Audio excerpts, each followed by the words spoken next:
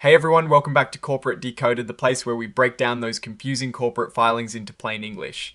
Today we are diving into Teradyne Incorporated's latest report, and let's just say there is a bit of a musical chairs game happening at the top. So what exactly is this filing about? It is an 8K report, which is basically a company telling the Securities and Exchange Commission, or the CC, that something important has happened at the company.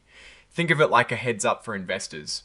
And for Teradyne Incorporated, which is a company that makes testing equipment for the electronics industry, this important event involves a change in their top financial leadership. The big news here is that Teradyne Incorporated is getting a new Vice President, Chief Financial Officer, and Treasurer.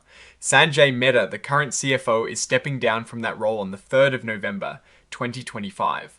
But don't worry, he isn't just disappearing. He'll be sticking around as an executive advisor, which is a fancy way of saying he'll still be a resource for the company. His pay will remain the same too, which is a nice touch. Taking over the reins is Michelle Turner. She's got a solid background, having served as the CFO for L3 Harris Technologies Incorporated, and before that at Johnson & Johnson Incorporated, so they're bringing in some serious experience to handle the company's finances. Now let's talk about what Miss Turner will be making.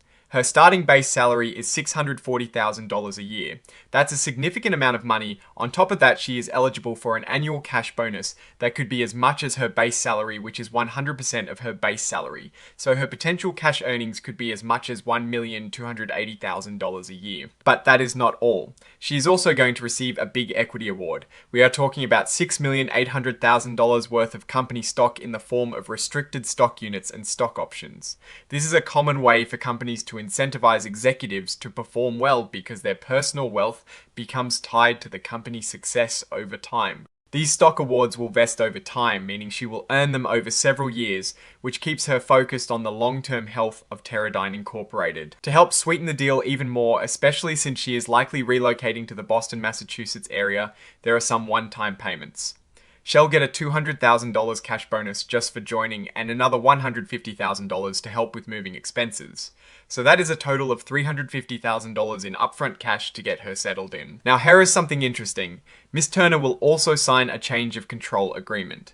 This is a standard type of contract for top executives. It basically outlines what happens to her compensation and benefits if the company is bought by another company, or if there is a major change in control. In such a scenario, if she were to be let go without cause, she would receive 2 years of her current compensation, plus a prorated bonus, and her stock awards would fully vest. This is designed to give executives security and a reason to stay with the company even if there is uncertainty about a takeover. It is important to note that this agreement does not include a provision for a tax gross-up payment. That means if any taxes are due on these payments, she'll have to cover them herself. Let's recap Miss Turner's background a bit more. At 52 years old, she's got a wealth of experience. Before Teradyne Incorporated, she was the Senior Vice President and Chief Financial Officer at L3 Harris Technologies Incorporated from 2022 to 2023. Prior to that, she held significant finance leadership roles at Johnson & Johnson Incorporated from 2017 to 2022, and even worked in the mining sector as Vice President Petroleum for BHP Billiton.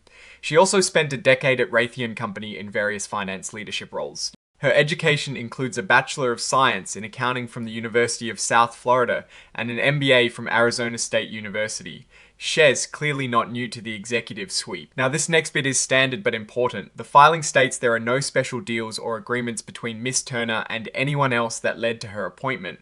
She also doesn't have any family ties to any current directors or other top executives at Teradyne Incorporated.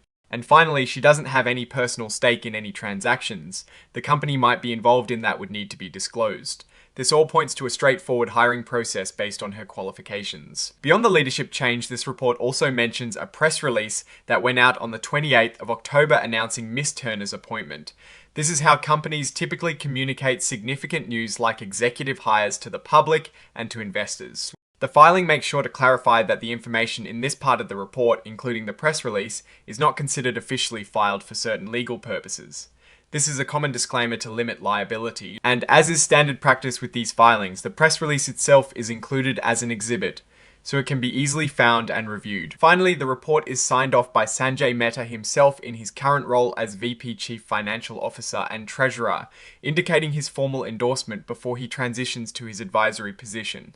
Now, looking at this from a strategic standpoint, the arrival of a new CFO often signals the company's intentions for the future. Michelle Turner comes with a strong background in large complex organizations, and while this filing doesn't give us hard numbers on Teradyne Incorporated's recent performance like revenue or profit, a CFO change, especially at this level, can set the tone for the company's financial strategy direction and how it manages its resources. Her experience at companies like Johnson & Johnson Incorporated suggests a familiarity with managing significant global operations and supply chains, which could be very relevant for Teradyne Incorporated's business.